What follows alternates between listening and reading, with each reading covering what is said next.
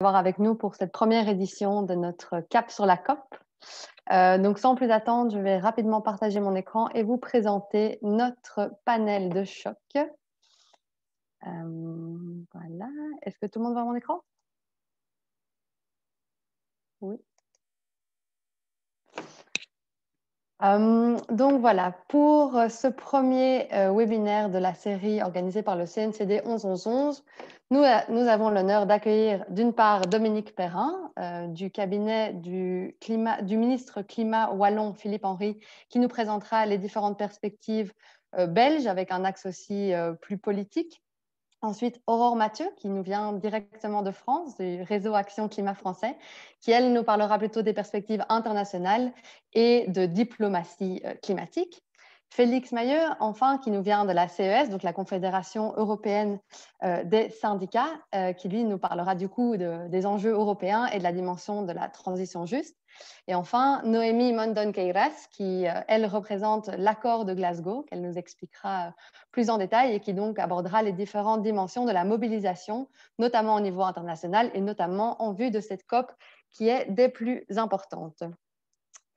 Alors, pour le menu de ce midi, j'espère que vous avez de quoi manger, de quoi boire. Nous, on vous propose donc rapidement une petite introduction par moi-même pour vous expliquer pourquoi on vous a invité aujourd'hui et quels sont un peu les prochains événements à venir dans cette série Cap sur la COP.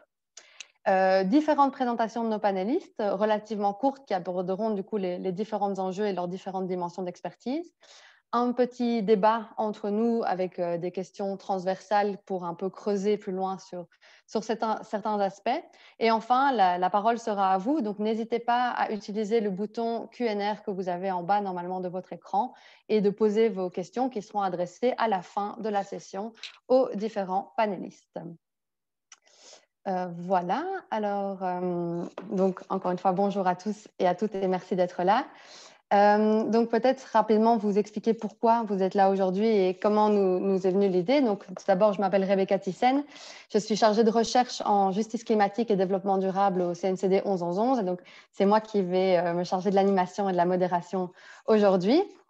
Donc voilà, le CNCD 11-11-11, ça fait quand même de longues années maintenant qu'on est appliqué sur les questions de la justice climatique, tant au niveau de la mobilisation, de la mise en réseau de la société civile, qu'au niveau de l'expertise et du travail politique de plaidoyer. Et en fait, le constat était partagé, que ce soit par nous, mais aussi par le mouvement climat en général, que 2020 était censé être l'année du climat, notamment au vu de cette COP26 qui était très attendue. Et voilà, aussi au regard du fait que l'accord de Paris rentrait enfin en vigueur, au regard du fait qu'il y avait une série d'engagements, tant au niveau de l'ambition que du soutien des pays en développement qui devaient être atteints et respectés en 2020. Et en plus, au vu de l'échec cuisant qu'on a quand même tous vécu à Madrid lors de la COP25, la pression était très haute. Malheureusement, on le sait tous, on ne va pas revenir là-dessus. Comme la majorité des événements internationaux, la COP26 a dû être reportée. On comprend bien sûr les raisons d'un tel report, mais il est important que l'urgence de la situation, que l'urgence climatique ne disparaisse pas des radars et ne disparaisse pas non plus de l'agenda politique. Et donc, on voit clairement que le 2021 va être un peu la seconde session, l'année de rattrapage.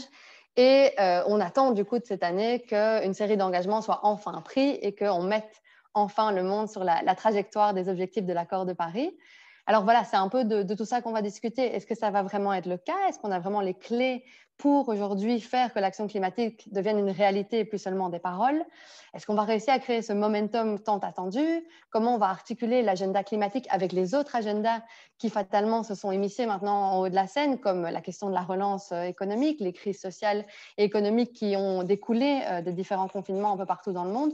Donc tout ça, voilà, on s'est dit que ça nécessitait vraiment un temps d'arrêt et un temps de débat pour commencer cette année 2021 et réfléchir ensemble aux alternatives et aux défis et s'outiller en tant que société civile, en tant que médias, en tant que politique pour faire de cette année et surtout de la COP26 un vrai succès diplomatique. Et donc cet événement, comme je le disais, c'est le premier d'une série. Donc tous les mois, on vous donne rendez-vous le dernier jeudi du mois pour discuter, s'outiller, débattre sur les différents aspects qui entourent cette justice climatique et cette COP26 attendue pour novembre à Glasgow.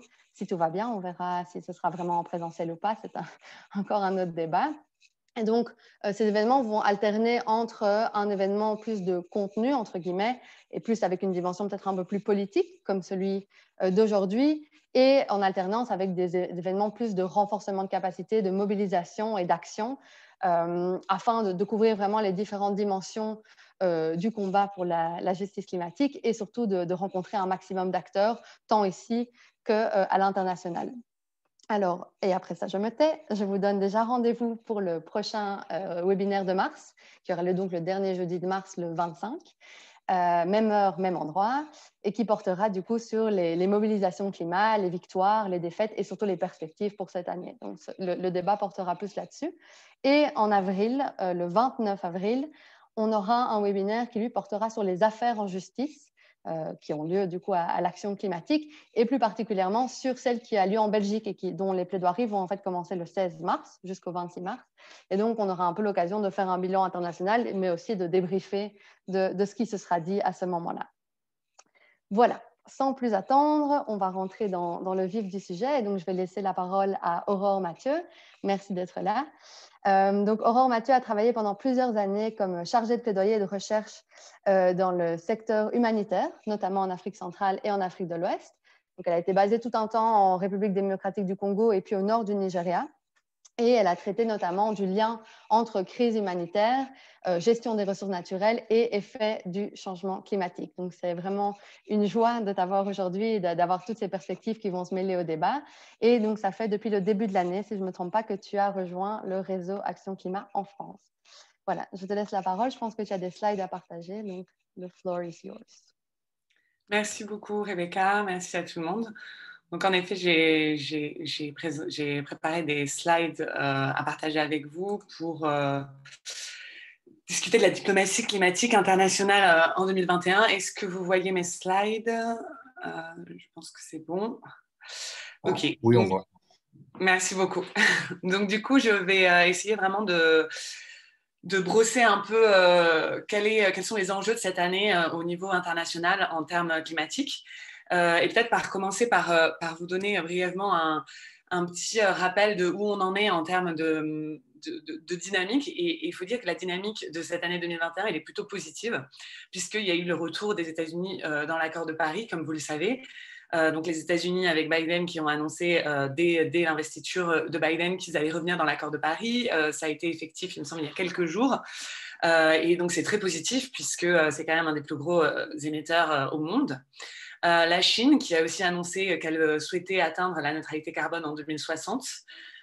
Suivi par des annonces aussi du Japon et de la Corée du Sud qui, eux, souhaitent atteindre la neutralité carbone en 2050. Donc tout ça, c'était à la fin de l'année 2020 et c'est des annonces qui ont aussi été, qui montrent une dynamique plutôt positive concernant le climat et concernant l'implication de pays très importants sur la scène internationale. Et enfin, l'Union européenne qui a annoncé aussi l'objectif de 55% de réduction d'émissions d'ici à 2030. Donc, il y a des gros acteurs qui sont mobilisés cette année, ou en tout cas dans les annonces qui ont annoncé vouloir se mobiliser pour la réduction des émissions de gaz à effet de serre et pour l'application de l'accord de Paris. À noter aussi qu'il y a eu des annonces qui ont été faites par le Royaume-Uni et par les États-Unis sur la fin du financement aux énergies fossiles, donc pétrole, charbon, gaz, tout ça qui vont dans le bon sens. Donc on est quand même dans un environnement international après quelques années compliquées, on va dire, qui s'annonce plutôt favorable et plutôt optimiste à ce qu'il y ait de véritables avancées sur le climat et notamment dans la mise en œuvre de l'accord de Paris. Donc cette année, elle est très importante aussi parce qu'elle est très chargée. C'est une année où il y a énormément d'événements qui sont en lien avec l'agenda climatique et qui vont un peu, des événements qui vont un peu qui vont s'échelonner tout le long de l'année 2021 pour un peu culminer avec la COP26 qui sera organisée donc normalement à Glasgow en novembre. Donc, comme l'a dit Rebecca, c'est une COP qui devait avoir lieu l'année dernière et puis qui a été repoussée. Et donc, dans les grands événements qui sont un peu attendus cette année, et alors cette liste n'est absolument pas exhaustive, mais juste pour vous donner un peu un aperçu de l'agenda, en 2021. Il y a un sommet qui est organisé par le Royaume-Uni à la fin du mois de mars, puis un sommet qui est organisé par les États-Unis en avril, qui devrait vraiment marquer le retour en force des États-Unis dans l'accord de Paris, avec notamment des annonces très fortes qui sont attendues sur quels sont leurs objectifs de réduction d'émissions de gaz à effet de serre, quels sont leurs objectifs en termes de soutien financier aux pays qui font face aux impacts et au changement climatique. Donc ça, c'est des sommets qui vont être assez importants et qui vont aussi donner le ton pour l'année qui arrive. Le G7 qui aura lieu en juin, où les membres du G7 ont déjà discuté de quelles sont leurs annonces en termes de fin du financement aux énergies fossiles, quelles vont être leurs actions dans ce sens-là. Le G20 qui va avoir lieu en fait toute l'année, qui va culminer à la fin en novembre avec la réunion des chefs d'État, mais dont les événements vont avoir lieu en fait toute l'année, que ce soit des événements en lien avec la finance climat, en lien avec la question des dettes, et je vais y revenir un peu après, donc qui est organisé par l'Italie. Et la COP biodiversité qui normalement devrait avoir lieu en octobre et qui est aussi un événement important puisque cette année, et je vais y revenir aussi dans les enjeux, c'est une année qui lie les enjeux climatiques et les enjeux biodiversité. En tout cas, sur l'agenda international, c'est assez clair que ces deux thématiques vont se recouper. Et il y a une volonté de prendre en compte de plus en plus dans l'agenda climat les enjeux de biodiversité. Donc voilà, donc c'est une année puis bien sûr la COP26 qui aura lieu normalement en novembre, et avec tous les événements en amont de la COP26, les intercessions, le dialogue de Petersberg, etc. Donc c'est une année qui est très chargée, avec beaucoup d'incertitudes, comme l'a dit Rebecca, sur un peu quelles vont être les modalités d'organisation de ces événements. Est-ce que ça va être en présentiel? Est-ce que ça va être digital? Si c'est en ligne, quels sont les enjeux qui vont avoir que ça soulève en termes d'accessibilité, en termes de participation. Donc il y a beaucoup d'incertitudes, mais en tout cas, c'est une année qui a un agenda assez chargé et qui à mon avis, démontre aussi une véritable attente. En tout cas, il y a des attentes fortes sur ces événements-là, de passer au-delà des annonces pour rentrer vraiment dans la mise en œuvre. Donc peut-être pour rentrer un peu plus sur les enjeux qui vont être discutés au cours de la COP26 et encore une fois qui, à mon avis, seront adressés tout au long de l'année à travers ces différents événements. Il y a en premier, bien sûr, et ça reste un peu le cheval de bataille, l'enjeu de la relève de l'ambition climatique des grands émetteurs.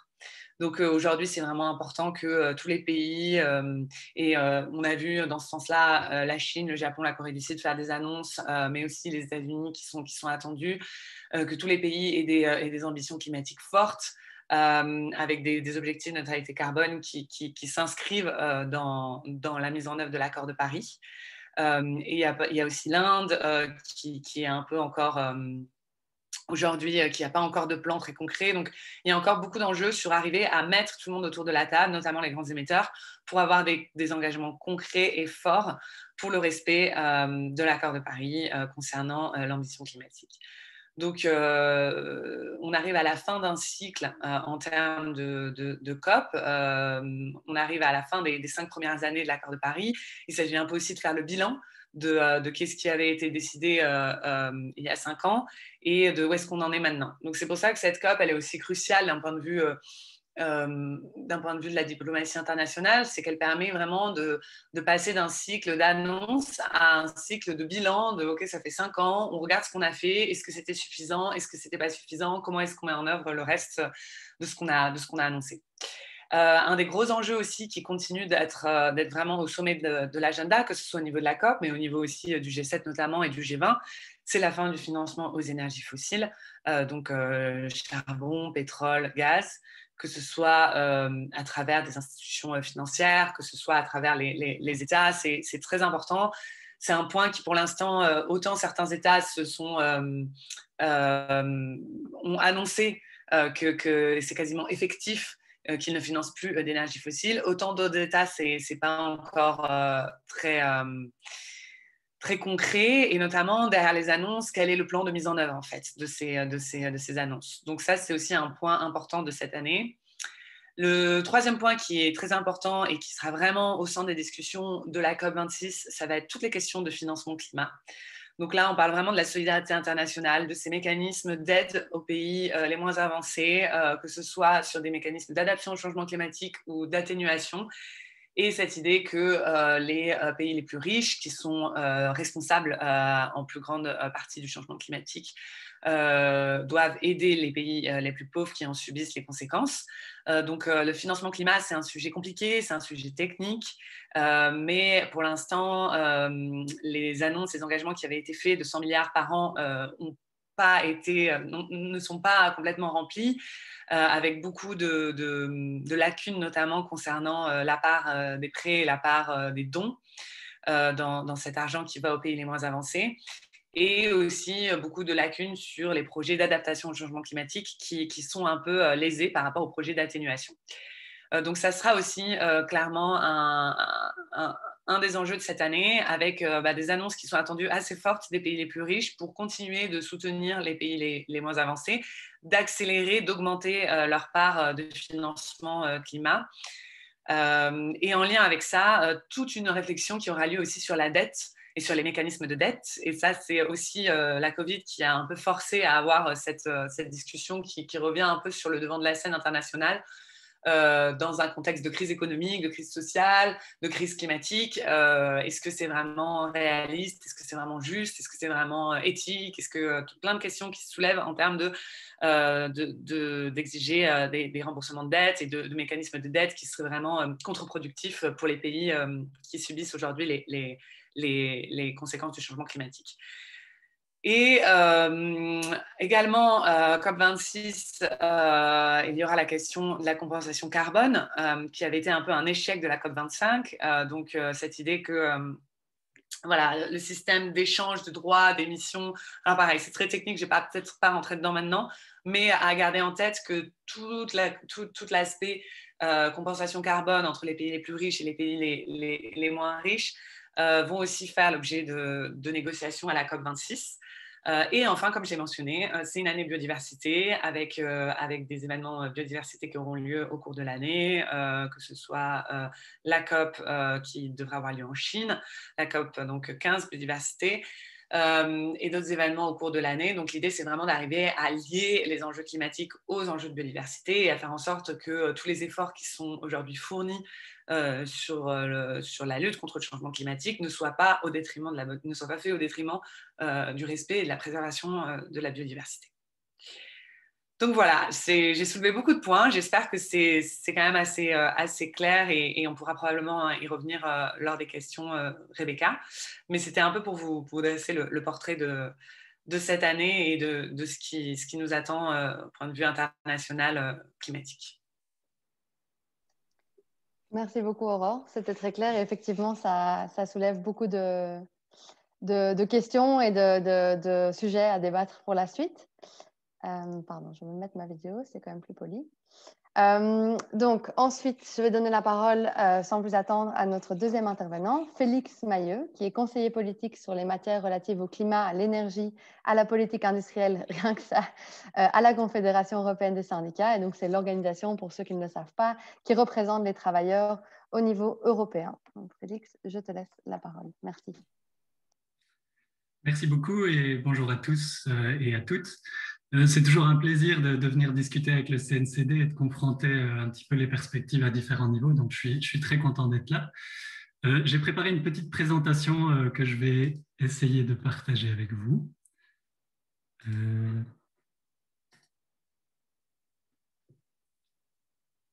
Est-ce que vous pouvez la voir? Oui, on peut la voir. Super.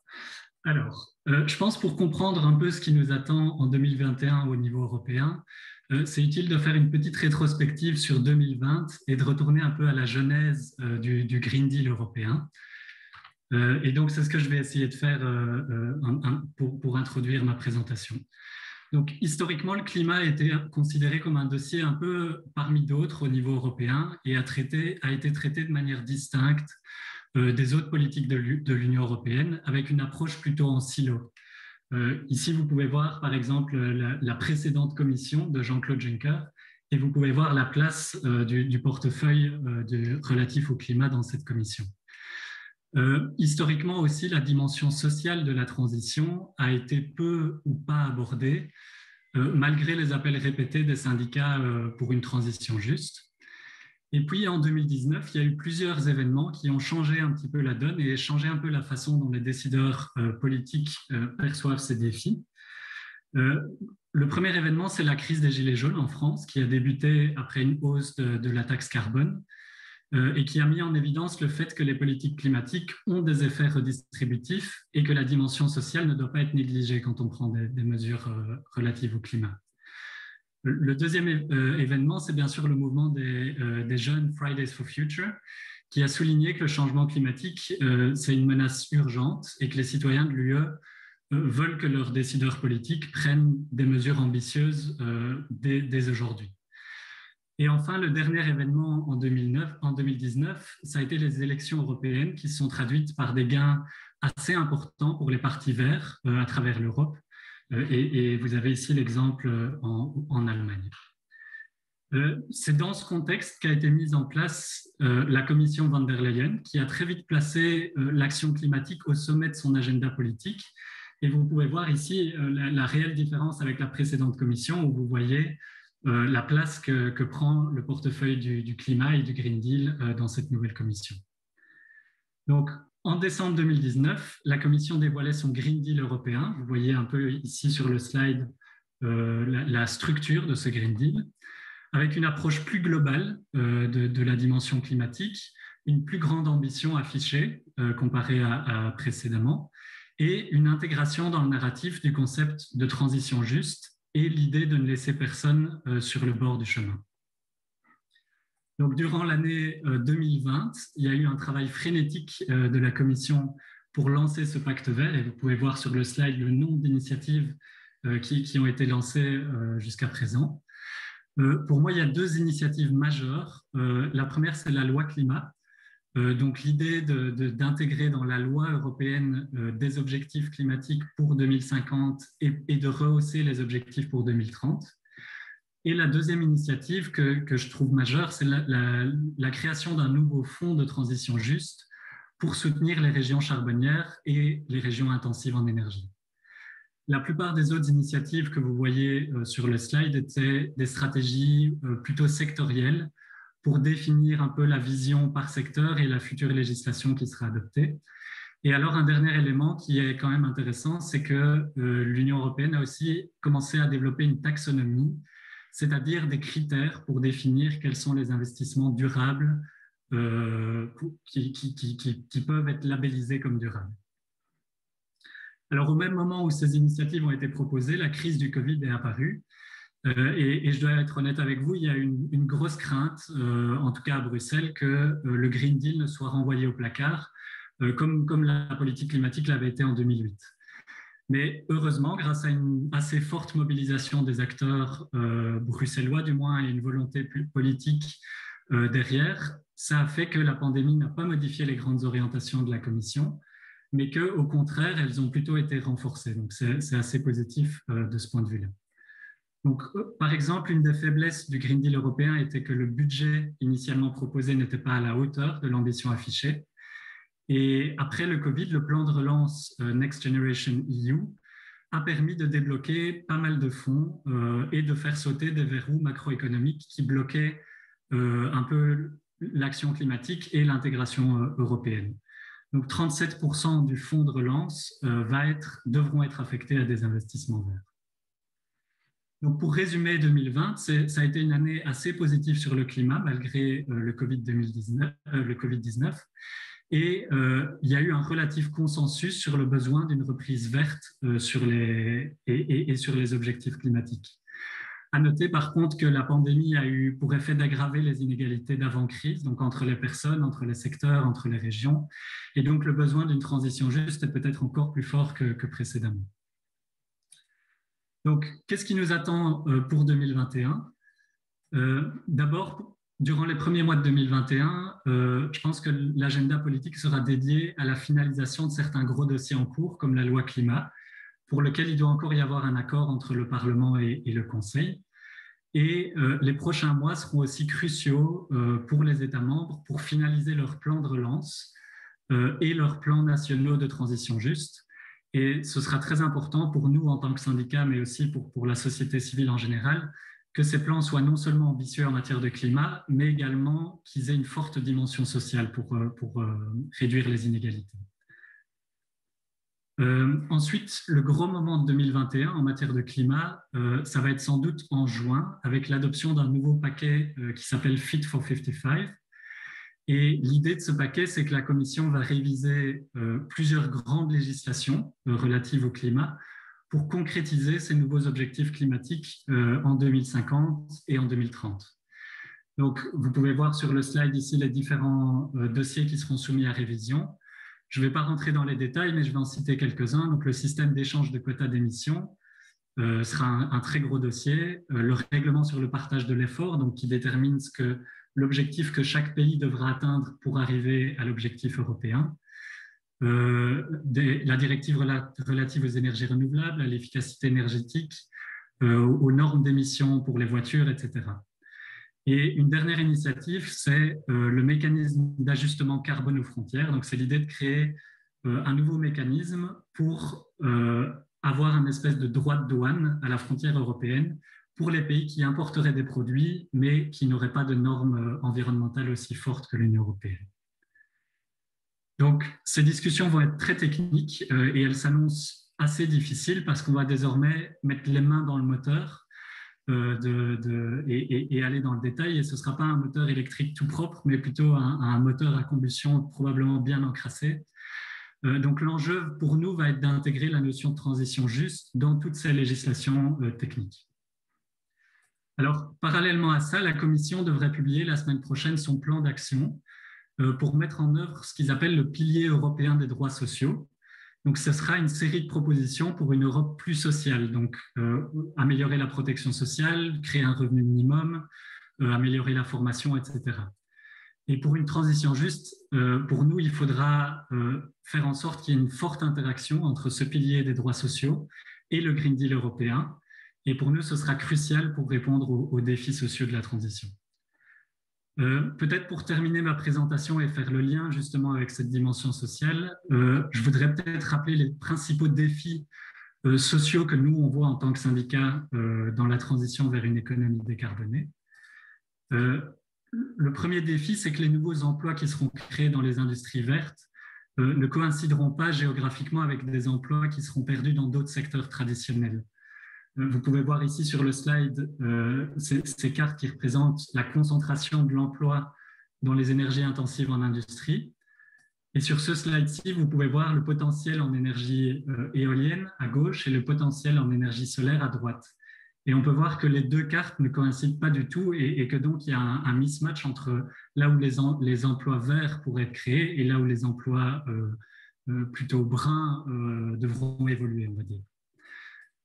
Le deuxième défi, c'est que les nouveaux emplois créés durant cette transition ne correspondront pas forcément aux compétences actuelles de la main-d'œuvre.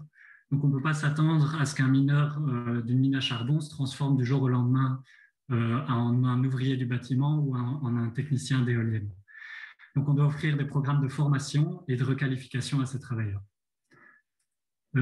Le troisième défi qu'on voit en tant que syndicat, c'est qu'il n'est pas encore garanti que les conditions de travail dans les emplois verts seront aussi bonnes que dans les secteurs fortement intensifs en énergie, mais qui sont aussi des secteurs fortement syndicalisés.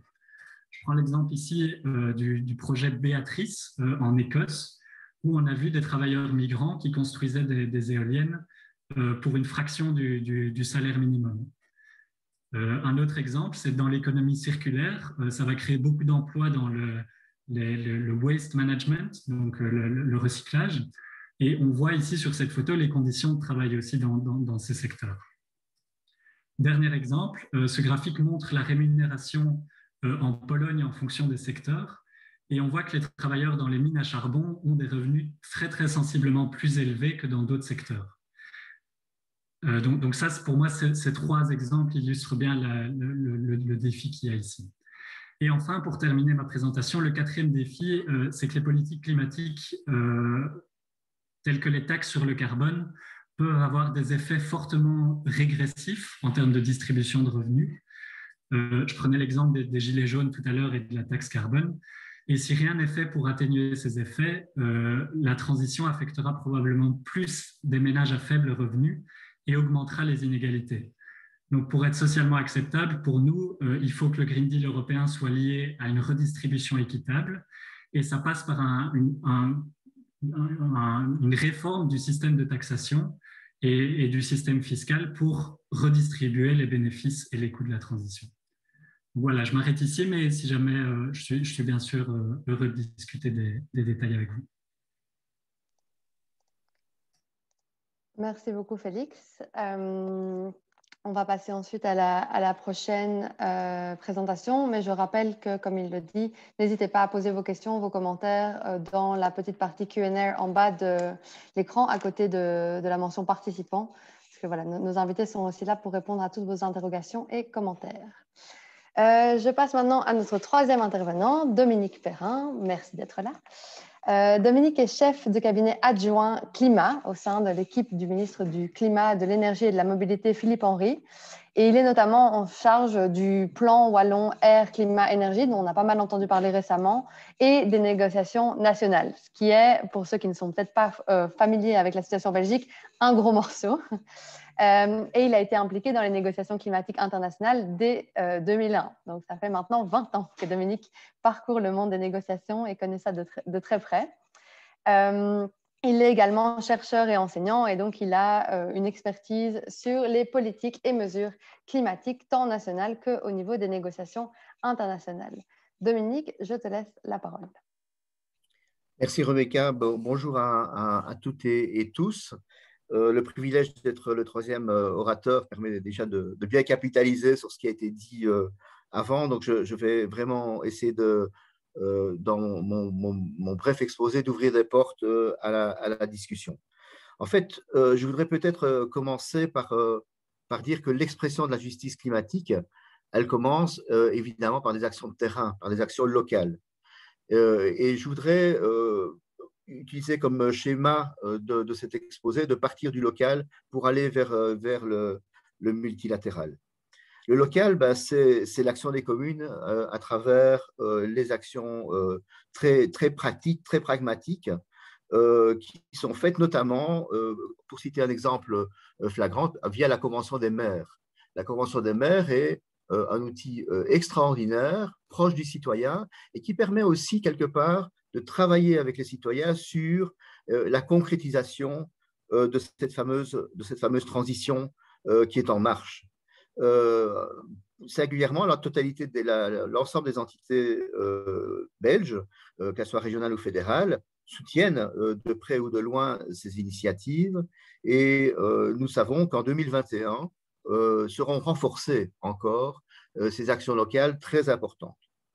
Ce qui vient à me faire la transition vers le deuxième niveau sur lequel je voudrais échanger avec vous, qui est le niveau régional ou fédéral, en tout cas celle des entités fédérées, à travers un point absolument essentiel également dans la transition qui est en marche pour l'instant, c'est l'adhésion citoyenne.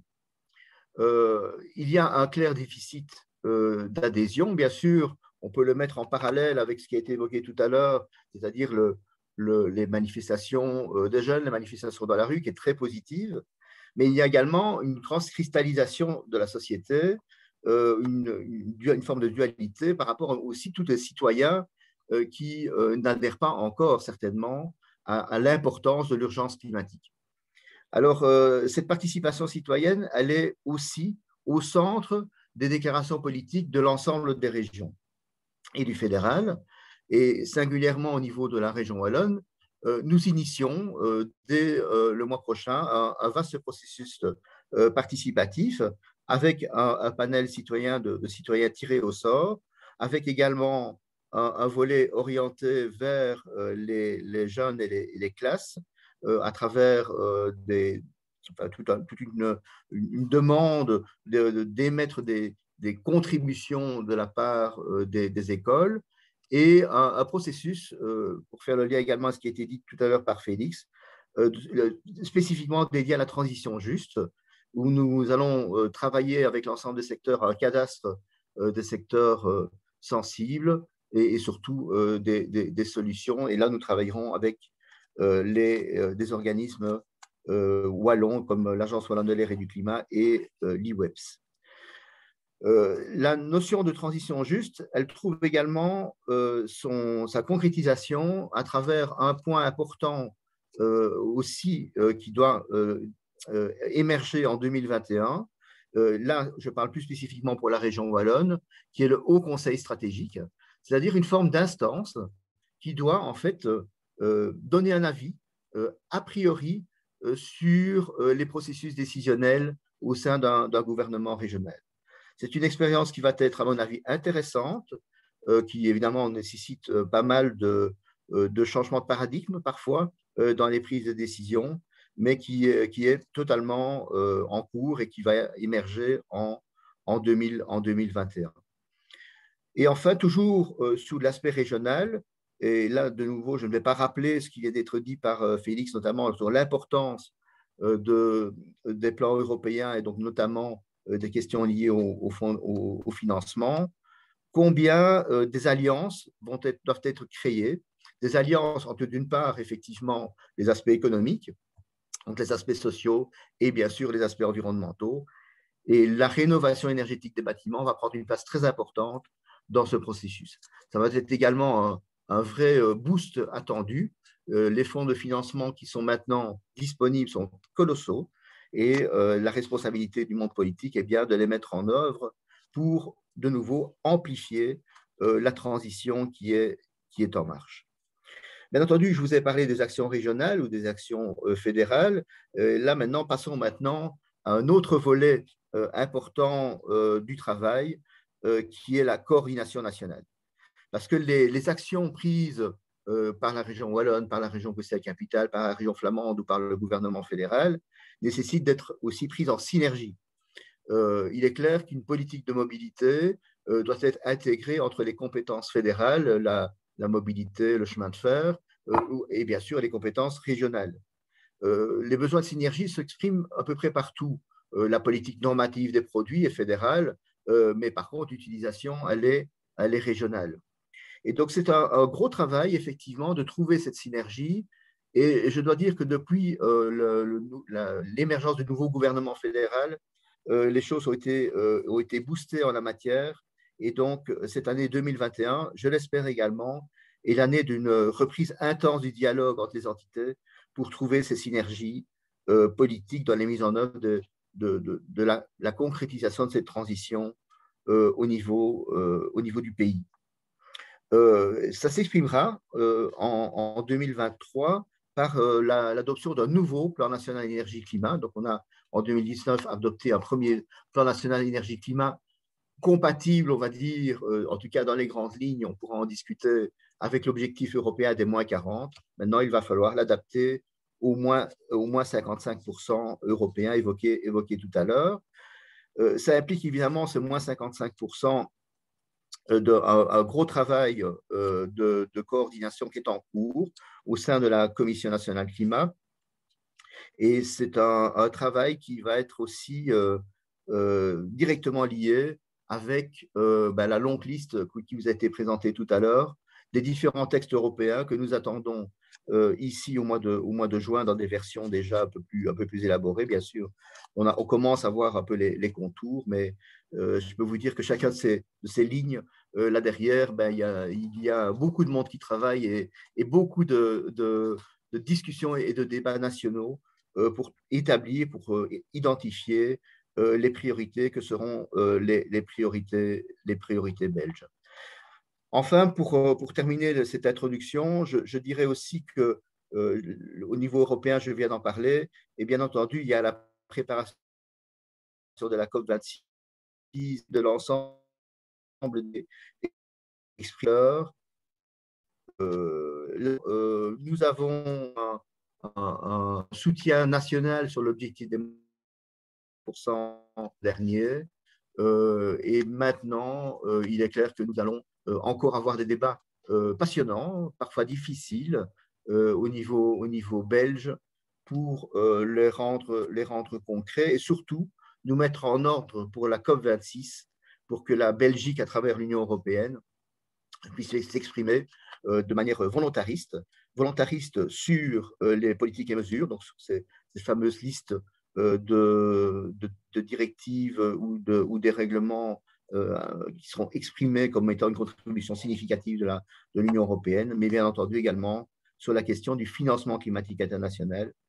Et là, c'est aussi un sujet à part entière. Voilà, en quelques mots, j'ai essayé de brosser un peu large, mais bien entendu, je me réjouis du débat qui suivra.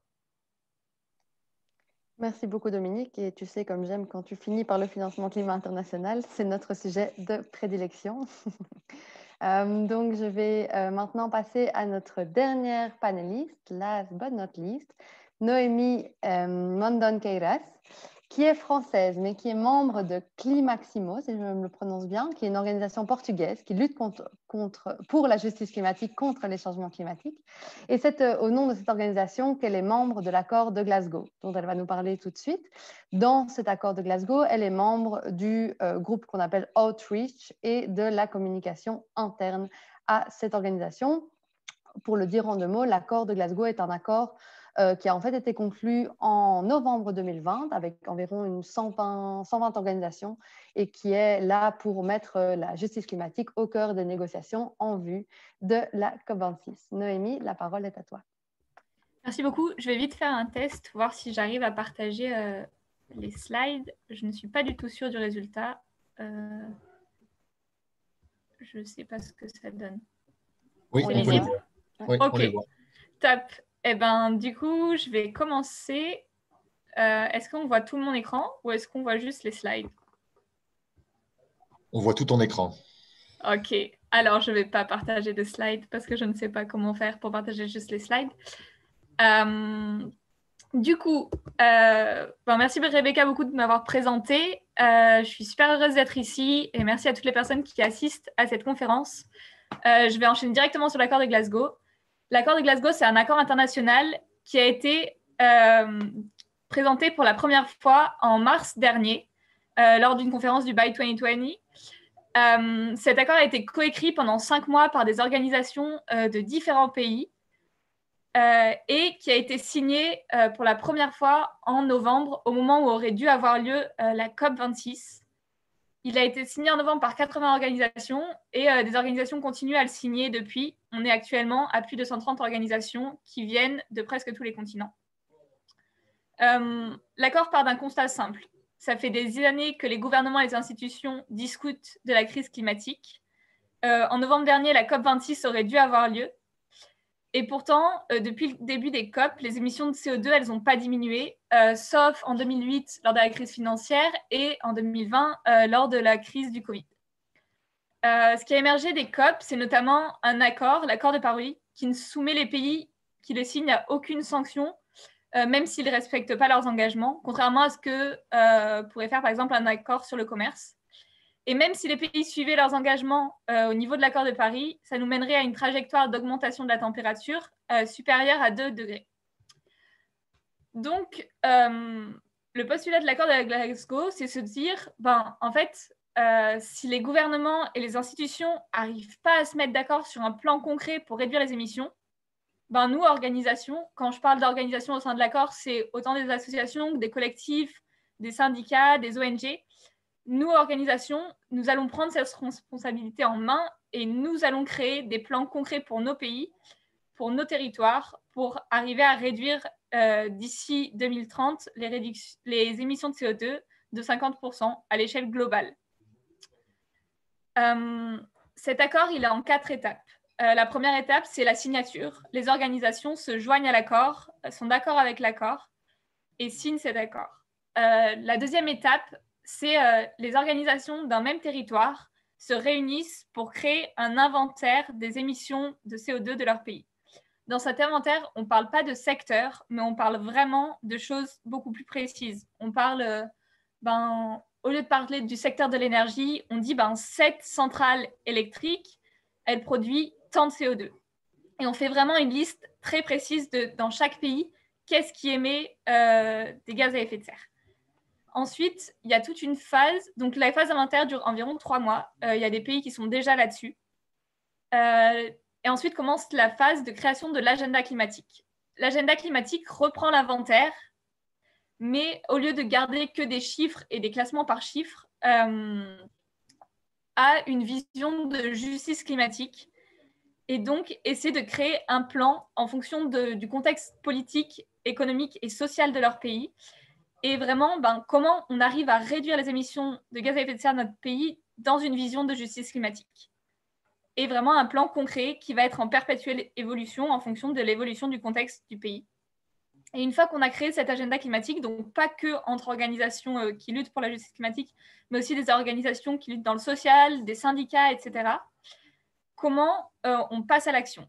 Nous, au sein de l'accord, on parle beaucoup de désobéissance civile parce que la négociation, on a déjà essayé et c'est compliqué. La politique, il y a beaucoup de lobbies qui bloquent beaucoup de choses. Donc, nous, on met en avant la désobéissance civile, mais on est tout à fait conscient que suivant les organisations et suivant les contextes politiques de chaque pays, ce n'est pas une stratégie, ce n'est pas un mode d'action qui peut être toujours employé. Donc, vraiment, on laisse les organisations choisir le mode d'action qu'elles veulent mettre en œuvre pour atteindre les objectifs de leur agenda climatique. Et au niveau de la COP, on n'a pas encore de plan précis. Il n'y a rien qui a été discuté en assemblée au sein de l'accord de Glasgow. Donc, tout ce que je vais vous dire, c'est des discussions qui ont lieu entre des personnes, mais il n'y a vraiment rien qui a été discuté et acté par les organisations qui sont membres de l'accord. Mais les différentes idées qui ont surgi, c'est... donc, il y a 130 organisations qui ont signé cet accord et la coopération, ça ne se fait pas entre des organisations, mais ça se fait entre des individus. Et donc, comment on arrive à se rencontrer et à profiter de ce moment de COP où vraiment beaucoup d'organisations se mobilisent pour arriver à se voir, à se rencontrer et à créer des stratégies communes. La deuxième idée qu'on a eue, que moi j'ai discuté avec certaines personnes, c'est qu'on a envie de discuter autour de l'accord de Glasgow. On a envie de communiquer autour de cette initiative et comment on profite de la COP pour faire vraiment des conférences ouvertes autour de ce thème, pour parler avec d'autres organisations, pour faire connaître l'accord, que ce soit en ligne ou que ce soit à Glasgow. Et ensuite, on a envie d'inciter les organisations qui sont membres de l'accord à passer à l'action. Pareil, que ce soit à Glasgow ou que ce soit dans tous les pays où l'accord est présent. Parce que la COP, c'est un événement international et que ça me semble important pour moi de ne pas se concentrer que sur Glasgow, mais vraiment de montrer qu'on est prêt à se mobiliser partout dans le monde. Bien entendu, ces plans seront adaptés en fonction de l'évolution de l'organisation de la COP, si elle est vraiment en présentiel, si elle est vraiment à Glasgow, etc. Et encore une fois, c'est vraiment des choses qui ne sont pas encore discutées au sein des assemblées de l'accord de Glasgow. Et le plan concret, il sera vraiment monté par les organisations qui sont membres de l'accord en fonction de leurs besoins, en fonction de leurs envies. Et voilà. Merci beaucoup de m'avoir écouté. Si vous voulez en savoir plus sur l'accord de Glasgow, je vais vous envoyer le lien de notre site internet où vous pouvez lire l'accord en anglais en entier, en anglais, en français, en plein de langues. Où vous pouvez remplir un formulaire si votre organisation souhaite se joindre à l'accord. Vous pouvez avoir plein de ressources concernant l'accord. Et je vais vous fournir aussi l'adresse mail du groupe d'outreach, d'extension, pour que vous puissiez me contacter si vous avez des questions. Et encore merci pour votre écoute. Et je passe la parole à Rebecca. Merci beaucoup, Noémie. Effectivement aussi, pas mal de choses à questionner et à réaliser avec cet accord et cette initiative citoyenne. Donc maintenant, je vais inviter les panélistes à rallumer leur vidéo et on va procéder à un petit débat, enfin en tout cas une petite discussion plutôt, sur base de ce que vous avez dit, de ce que j'ai entendu et des différents axes transversaux. J'espère que les autres ne sont pas partis manger leur sandwich. Non, non, mais la vidéo, je crois que l'organisateur doit me l'allumer parce qu'elle est bloquée. Okay.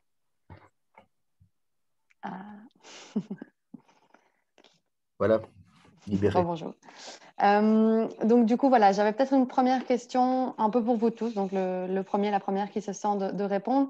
J'ai entendu donc quasiment dans chacune de vos interventions parler de l'accord de Paris, du fait que ça faisait 5 ans et que voilà, on était à un tournant. En quelques mots, quel est le bilan que vous tirez de ces 5 ans? J'ai entendu des versions un peu plus négatives et d'autres peut-être plus optimistes. Donc, je voudrais bien vous entendre là-dessus.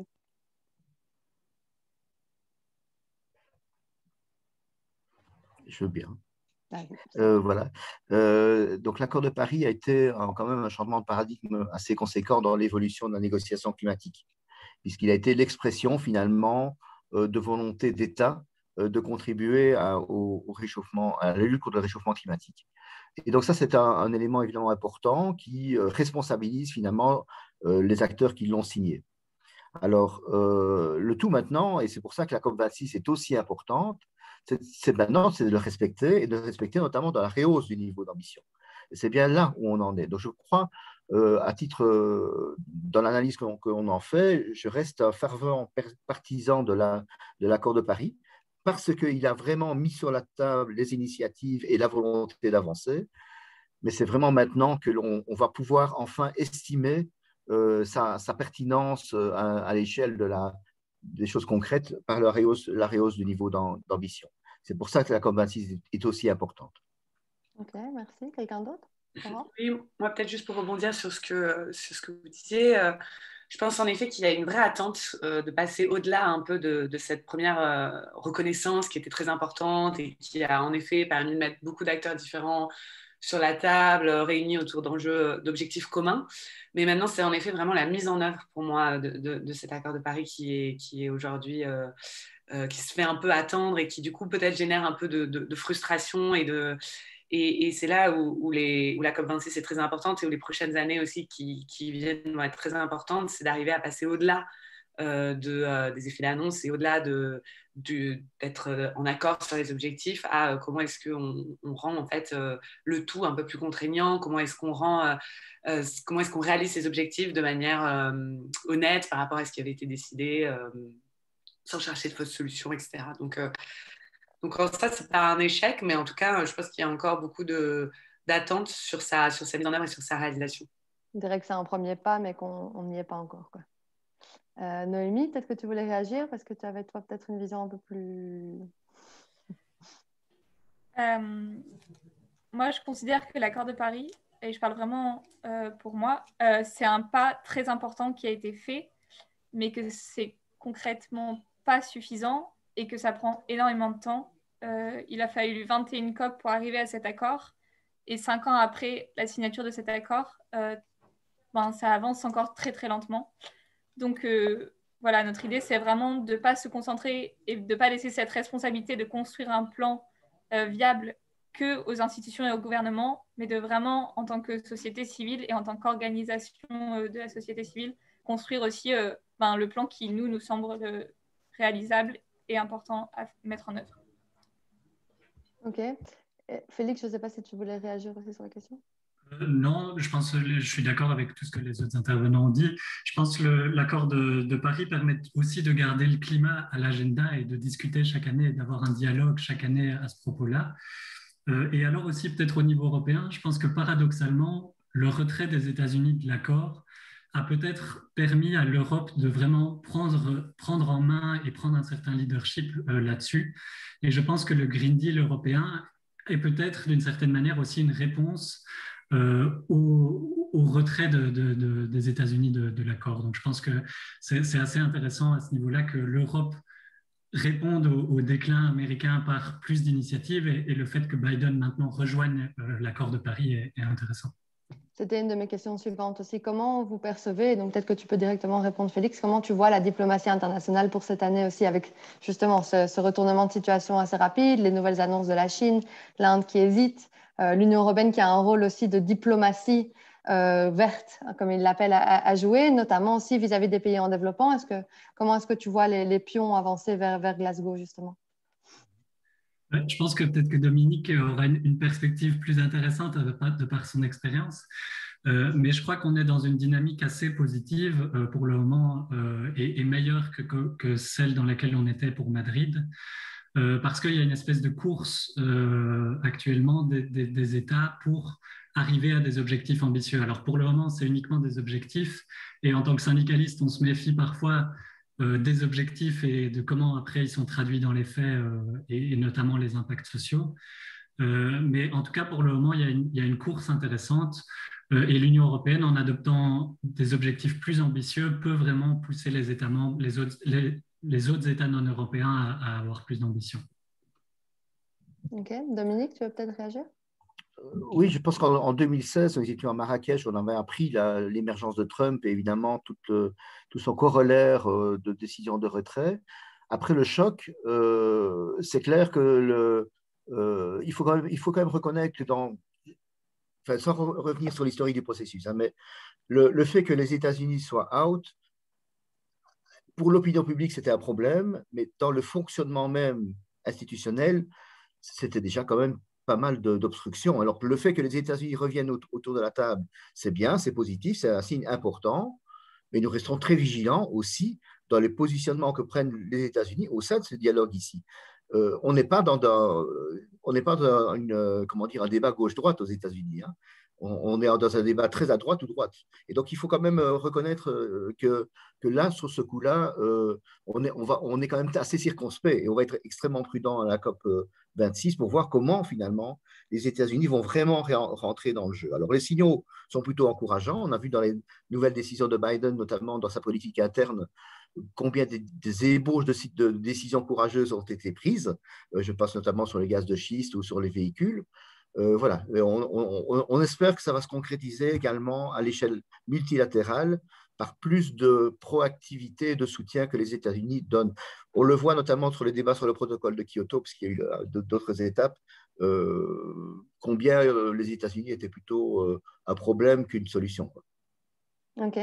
Et je vais peut-être élargir ma question. Là, on parle beaucoup des États-Unis. Je reviendrai peut-être un peu plus sur la Chine, par exemple, et notamment au fait qu'on a aussi affaire à beaucoup d'engagements plutôt au long terme, 2050, 2060, et de cette fameuse neutralité climatique, carbone, un peu selon les appellations. Donc ça, je voudrais peut-être vous entendre aussi, parce qu'en fait, quand on regarde les engagements à court terme, il n'y a que 28% des émissions à ce stade qui sont couvertes. Donc on n'est vraiment pas encore dans des engagements concrets et rapides. On est vraiment plutôt à un horizon de temps. Au final, maintenant, tout le monde pourrait devenir neutre en carbone, dont le gros titan, la Chine.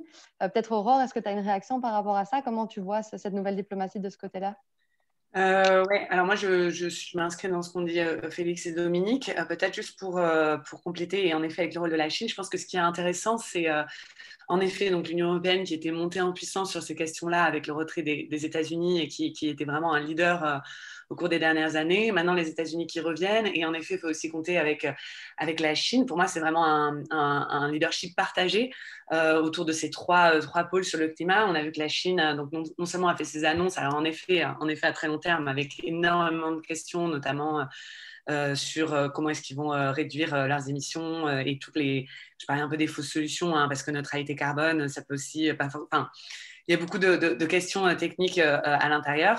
Mais ce qui est sûr, en tout cas, c'est qu'il y a un vrai enjeu de passer aussi d'une forme il faut renforcer une forme de collaboration et de coopération sur ces enjeux-là. Or, aujourd'hui, on peut aussi être dans une forme de concurrence, par exemple, dans tout ce qui va être accès aux énergies renouvelables. Donc, pour moi, il y a vraiment un nouveau leadership qui se joue autour de ces questions-là, et à voir comment est-ce que ces trois entités vont réussir à travailler ensemble, à ne pas se tirer dans les pattes, à mettre de côté peut-être, et ça c'était intéressant parce qu'il me semble que c'était aussi un des premiers points dans la rencontre qu'il y a eu entre la Chine et les États-Unis, où en fait la Chine a dit qu'il ne considérerait pas que le climat serait un objet à part des autres sujets de discussion bilatéraux entre les deux pays, que ce soit les droits humains, que ce soit sur le commerce, etc. Donc, comment est-ce que tous ces enjeux-là vont s'inscrire dans leur coopération? Est-ce que ça va créer des tensions, ou au contraire, est-ce que ça va être une porte d'entrée pour travailler autour d'objectifs communs? Ça reste à voir. Mais en tout cas, ce qui est sûr, c'est que ça va. Pour moi, c'est une année où tout ça va émerger et va se redessiner. Mmh. Ok, merci. Noémie, moi j'ai peut-être une question pour toi liée à ça. Quel contact tu as avec la société civile, peut-être du coup dans d'autres continents, d'autres pays, via peut-être l'accord de Glasgow? Comment les citoyens, les citoyennes, les jeunes se mobilisent par rapport à des grandes puissances comme ça qui qui change un peu de cap tout d'un coup et qui s'aligne plus ou moins sur la transition? Il y a vraiment une volonté, de ce que j'ai perçu, moi, d'être attentif à ce qui se passe, mais de ne pas se reposer sur ça. De voir qu'est-ce qui se passe, de considérer ça comme une avancée, mais pas comme une victoire.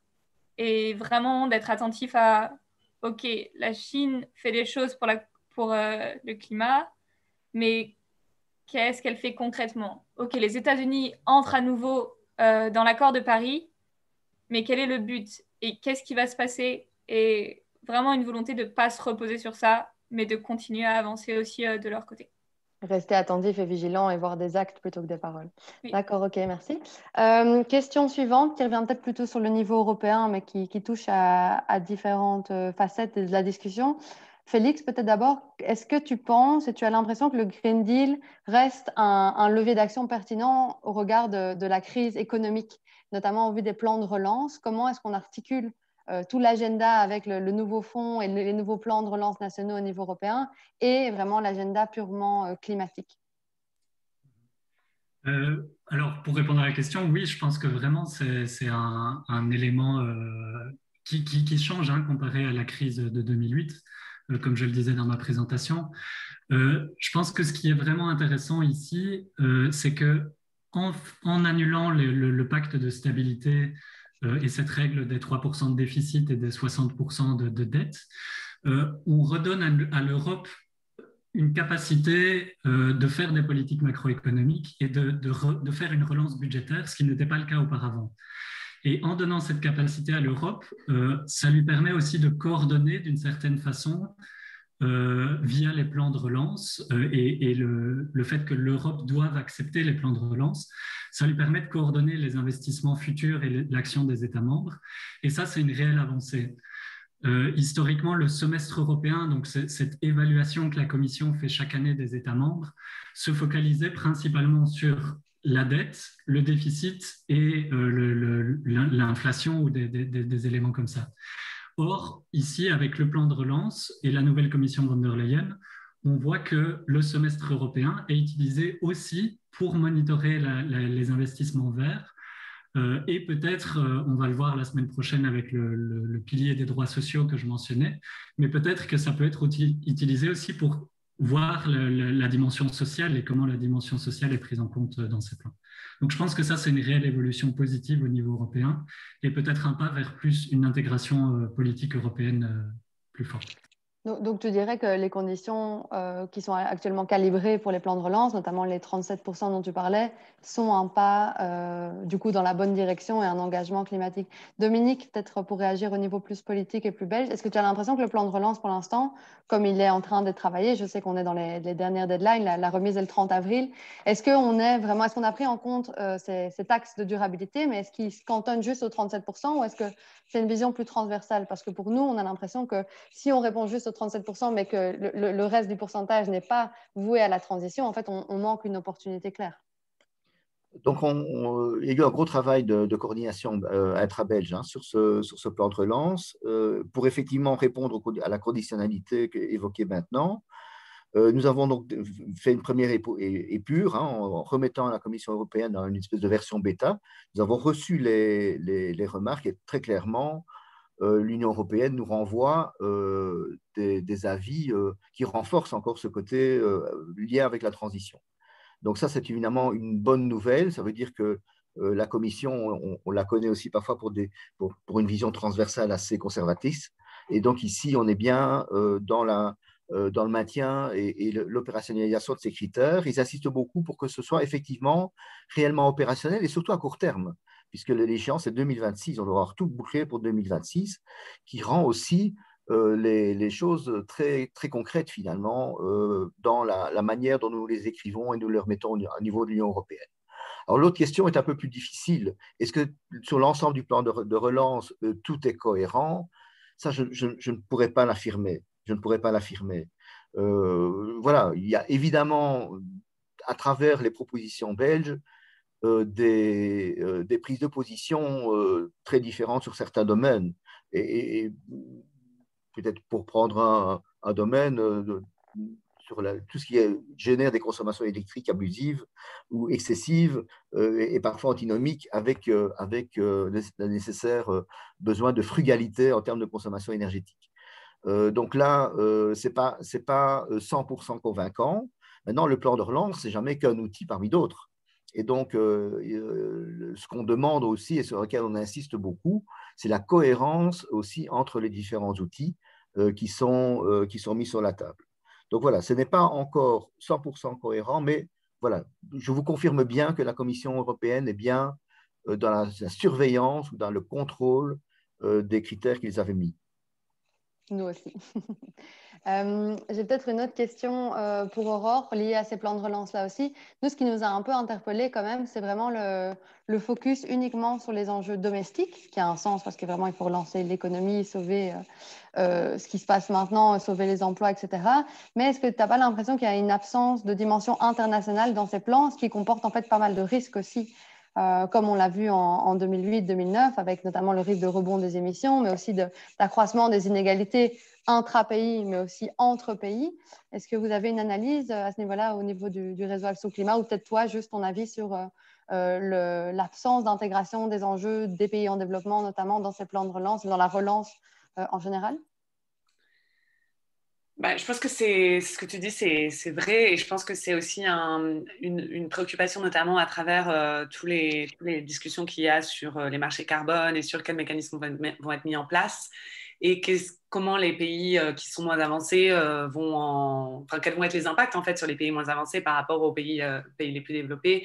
Donc c'est sûr qu'il y a encore beaucoup de parties ou d'aspects, on va dire, par exemple dans le commerce international, qui ne prennent pas ou peu encore en compte ces enjeux climatiques, ou pas de la manière dont ils devraient par rapport au poids que ça génère en termes d'émissions, en termes de conséquences que ça peut avoir, pas uniquement sur le climat, mais aussi en effet sur le développement, les inégalités, etc. Donc ça reste vraiment un angle mort, mais je pense qu'il y a une volonté de travailler sur ces sujets-là, notamment avec ces questions d'article 6, avec ces questions de mécanisme d'ajustement carbone aux frontières pour l'Union européenne, et d'avoir une réflexion sur quels vont être les impacts dans un monde où tout est connecté et où en effet des plans de relance domestiques ont forcément des conséquences plus globales. Mais en effet, c'est vrai que je te rejoins, Rebecca, ça reste pour l'instant un travail qui est assez timide en fait, qui est pas du tout, qui est pas porté et qui reste très laborieux et qui reste encore soumis à, je pense, beaucoup d'intérêts, dans un contexte où les intérêts nationaux prennent le dessus, quoi. Oui, et puis la question de la cohérence, elle peut être autant interne qu'externe, et c'est vrai que souvent, peut-être que c'est aussi une faille du Green Deal, c'est qu'il y avait le manque d'argent, le manque de clarté sur certaines politiques, mais aussi on se demandait quelle cohérence avec, par exemple, les politiques commerciales, avec la politique, la PAC. Comment on assure que les objectifs climatiques ne soient pas au final amoindris, affaiblis par d'autres politiques qui ne sont peut-être pas directement liées aux engagements climatiques de l'Union européenne. Et donc, c'est pareil pour les plans nationaux, et c'est vrai que c'est une question. Noémie, est-ce que toi aussi, tu as une vision là-dessus de quels sont les autres défis, entre guillemets, de l'agenda climatique, autres que purement les objectifs, les réductions de gaz à effet de serre? Est-ce qu'il y a d'autres sujets, comme par exemple le Mercosur qui ressort souvent dans les manifestations des jeunes? Est-ce que vous avez d'autres chevaux de bataille liés à cette cohérence? Au niveau de l'accord, ce qu'on prône vraiment, c'est une coopération entre les organisations de pays éloignés.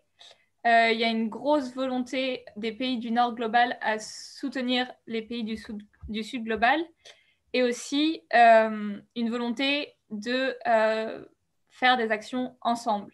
Il y a de très grandes chances que au sein de l'agenda climatique des pays du Sud global, il y ait des entreprises qui sont basées dans le Nord global qui soient listées.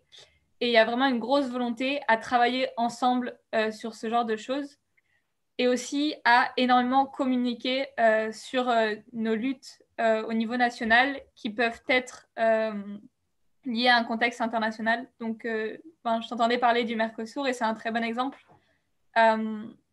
Si nous, en Europe, on lutte tout seul contre cet accord, c'est très compliqué de lui mettre des bâtons dans les roues et de réduire son impact sur le changement climatique. Si au contraire, en Amérique du Sud, les personnes luttent contre cet accord que de leur côté, ça va être très compliqué aussi d'avancer. Donc vraiment, comment on arrive à se coordonner entre nous et à discuter et à comprendre les enjeux qui sont présents dans chacun des camps et à faire des actions ensemble sur des mêmes sujets. J'ai dit. Merci. Ok, voilà, c'est tout pour moi. J'ai encore plein de questions pour vous, mais le temps passe et je pense qu'il y a plein de questions aussi des participants pour vous. Sébastien, je vais peut-être te laisser la parole pour relayer les différentes questions qui ont été posées. Sébastien est dans son train en direct. Voilà. Merci. Merci Rebecca. Oui, effectivement, il y a plusieurs questions. Alors, il y en a parmi vous qui ont déjà répondu par écrit, donc je propose de ne pas traiter celle-là. Je pense que tout le monde tous les participants ou participantes ont accès aux réponses. Il y a plusieurs questions pour Félix. Je vais peut-être commencer par là. Donc, la première, c'est: avez-vous l'espoir à l'ETUC, donc à la Confédération européenne des syndicats, que les stratégies européennes sur le climat soient réalisables à court et moyen terme? L'emploi est-il un sujet central dans ces stratégies ou est-il plutôt considéré comme une conséquence à traiter en parallèle? Alors, je continue un peu peut-être pour en prendre les 2 ou 3 qui concernent Félix. Donc, il y en a une autre de Noé sur la transition juste, qui a été initialement portée par les syndicats, principalement autour des enjeux du monde du travail, reconversion, formation, etc. Pouvez-vous expliquer si et comment ce concept s'élargit éventuellement à d'autres enjeux sociaux tels que la précarité énergétique? Et quel lien, par ailleurs, entre cette question-là et l'appropriation par les citoyens de la transition? Voilà, alors c'est une question à plusieurs questions. Donc, en quoi ce concept pourrait-il apporter certaines réponses à des tensions rudes comme le mouvement des Gilets jaunes qu'on avait évoqué déjà tout à l'heure? Vaste question, je vais essayer de faire de mon mieux. Alors, si les objectifs sont atteignables, honnêtement, je pense que dans la dynamique dans laquelle on est pour le moment, les objectifs sont atteignables. Après, ça dépend de la manière dont on les atteint. Et je pense ici, spécifiquement, il y avait une question sur l'ITS aussi à laquelle j'ai répondu, donc sur le mécanisme le système de quotas d'émissions à laquelle j'ai répondu par écrit. Je pense qu'il y a plusieurs manières d'atteindre les objectifs. Si on considère que le système d'émission de quotas de CO2 est la meilleure option, ça veut dire qu'on s'en remet au marché.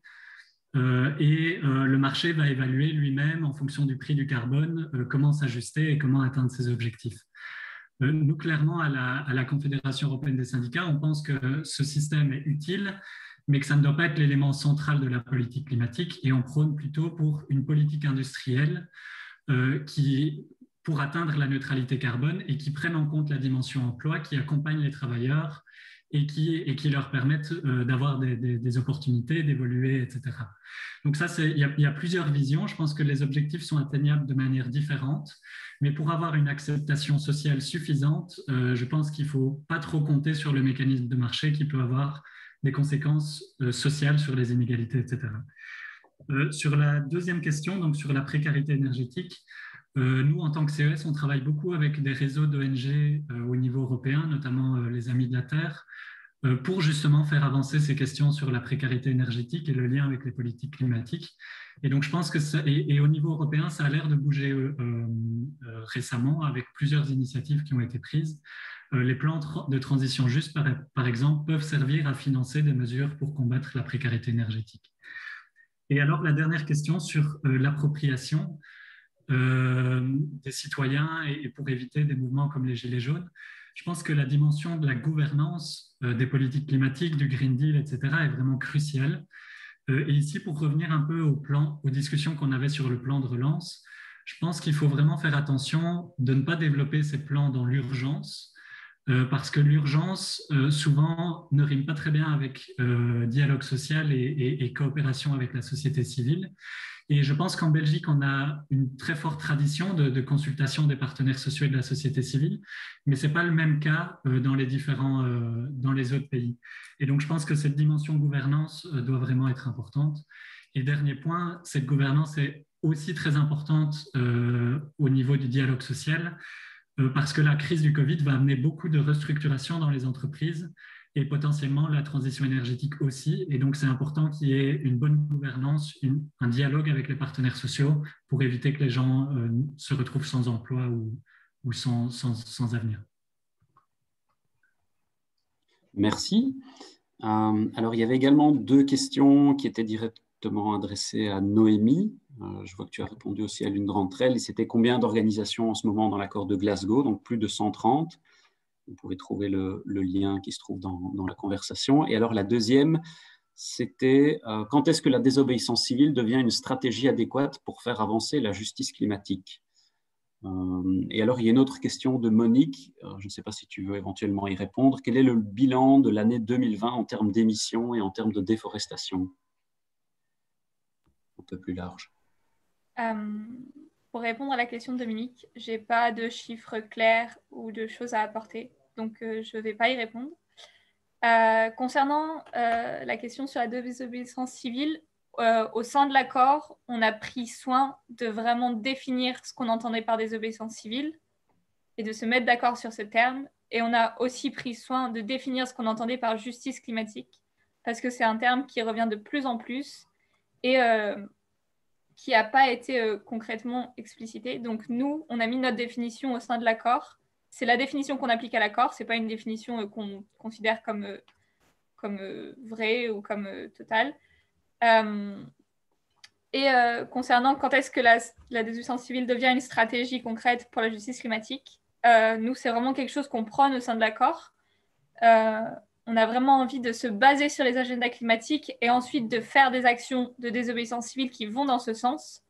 Mais comme je l'ai dit précédemment, il faut bien entendu s'adapter aux stratégies, aux envies, aux besoins des organisations et des territoires et considérer qu'il existe aussi d'autres stratégies pour atteindre nos objectifs et qu'on peut les combiner entre elles pour créer quelque chose de plus fort. Je ne sais pas si c'est suffisant, mais voilà ce que j'avais à dire. Merci. Merci à toi. Alors, ensuite… Un mot, si tu veux, sur les bilans 2020. Donc, les bilans 2020 ont été marqués par, évidemment, la crise liée à la Covid. On estime que la baisse des émissions, c'est entre 5 et 10% à l'échelle mondiale, mais c'est difficile d'avoir un chiffre précis puisque les bilans énergétiques sont toujours estimés à N+1 ou N+2, donc on n'a pas une estimation extrêmement précise. Mais les analystes en concluent que ce n'est pas de nature à enrayer la courbe montante pour l'instant en tout cas. Et donc on reste toujours dans une courbe montante, on n'est pas encore au pic nécessaire et attendu. Donc ce sera l'occasion d'en faire le bilan à la COP26 évidemment. Alors peut-être on peut rester avec toi Dominique sur la question suivante de Gilles. À propos de la taxation carbone aux frontières. On parle beaucoup de ce mécanisme dont la portée est pourtant limitée par rapport à d'autres mesures. Le programme de Joe Biden envisage également cette option. Comment jugez-vous ces propositions? Pensez-vous que ce sujet va s'imposer plus largement à la table de la COP? À titre de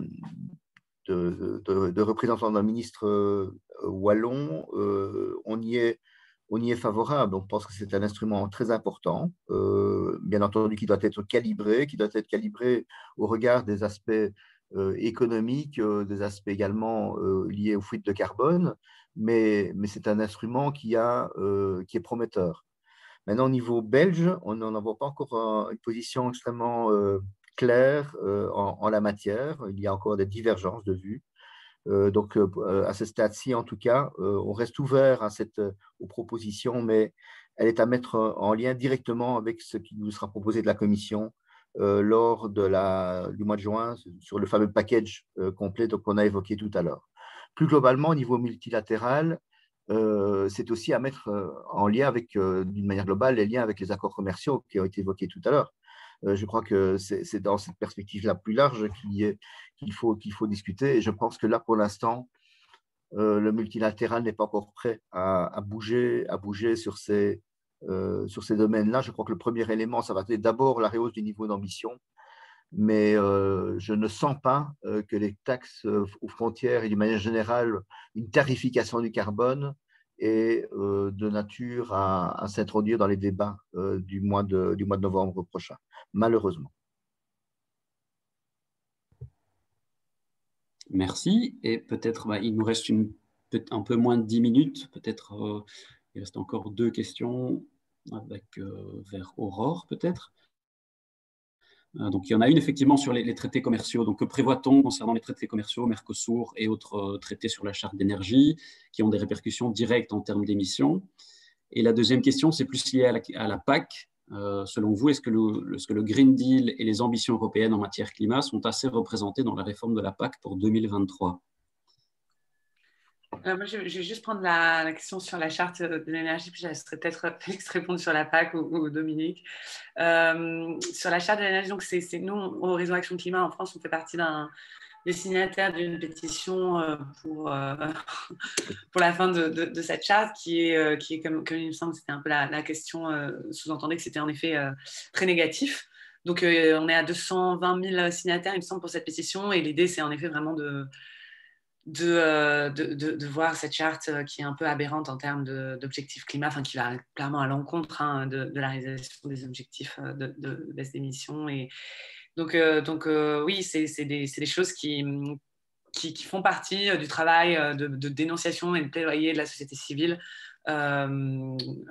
pour mettre fin à cette charte. Donc voilà, je vais peut-être mettre le lien sur la pétition dans le chat. Voilà. Tout à fait. Et donc, sur la PAC, est-ce que quelqu'un parmi vous veut réagir là-dessus? Dominique? Oui, je veux bien. C'est un sujet aussi extrêmement polémique, puisqu'on sait combien, là, dans les discussions finales, notamment dans le trilogue avec le Conseil et le Parlement, combien la PAC, dans ses prises en compte des considérations climatiques, ont été affaiblies. Donc, c'est un essai très important, puisque les États et singulièrement ici les régions, doivent remettre leur plan stratégique.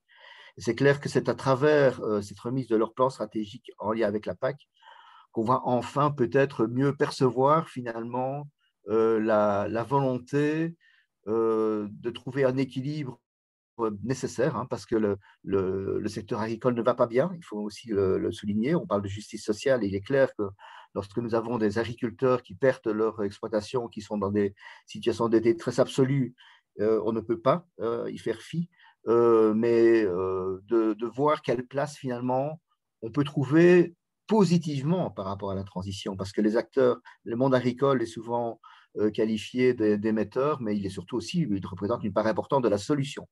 Et c'est sous cet angle-là, je pense, qu'on attend beaucoup des plans stratégiques en remettant en avant peut-être certaines réorientations, certains nouveaux métiers. Évidemment, tout ce qui est question de proximité est important.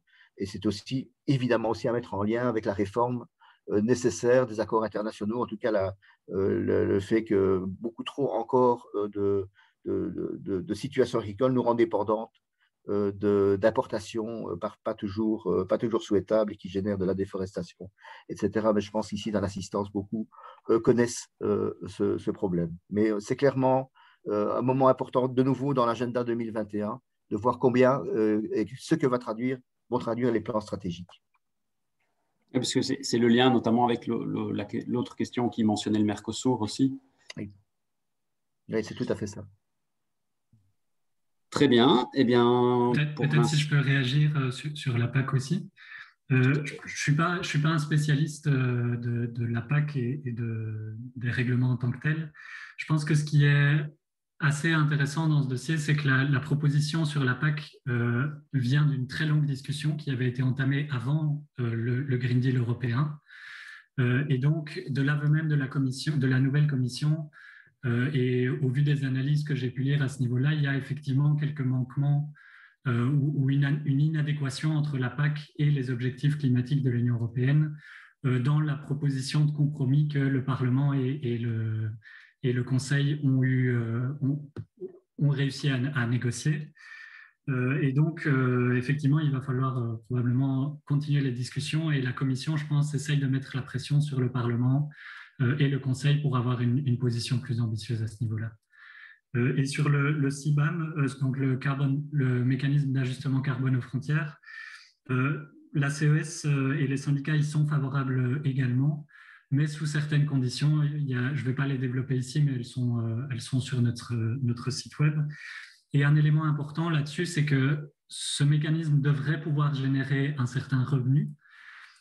Et on est un peu inquiet parfois des propositions de la Commission d'utiliser ces revenus générés par des politiques climatiques pour rembourser la dette du Covid. Et pour nous, ce type de revenus, comme le revenu généré par l'ETS, par le système d'échange de quotas, doivent être utilisés pour financer l'action climatique et pas pour financer à terme un revenu ou une dette européenne qui serait générée pour complètement autre chose. Merci beaucoup. Je pense qu'on peut tout doucement conclure ici. On a toujours la guerre de la vidéo. Voilà. Bonjour. En tout cas, merci à vous quatre pour ces échanges très riches. Je pense qu'on a pu vraiment brasser très large et être transversal dans les différentes contributions. Donc, merci beaucoup pour ça et pour votre temps. Je rappelle encore, tant qu'il y a encore des spectateurs ici, que donc on s'inscrit dans un cycle. Donc aujourd'hui, c'était le premier événement de CAP sur la COP. Il y aura ce même exercice qui sera répété tous les mois, tous les derniers jeudis du mois, avec différents panélistes, avec différents axes, avec différentes priorités, mais toujours dans la même idée de construire, réfléchir et débattre ensemble sur les différentes thématiques qui sont liées de près ou de loin à la COP26. Donc, prochain rendez-vous 25 mars, celui d'après le 29 avril, l'un sur les mobilisations, l'autre sur les affaires climat, et on vous communiquera les agendas au fur et à mesure. Voilà, il me reste qu'à vous souhaiter une très bonne après-midi ensoleillée et à bientôt. Merci encore à nos panélistes, c'était vraiment génial. Et merci de l'invitation. Merci beaucoup. Au revoir. Au revoir. Au revoir. Au revoir, merci beaucoup.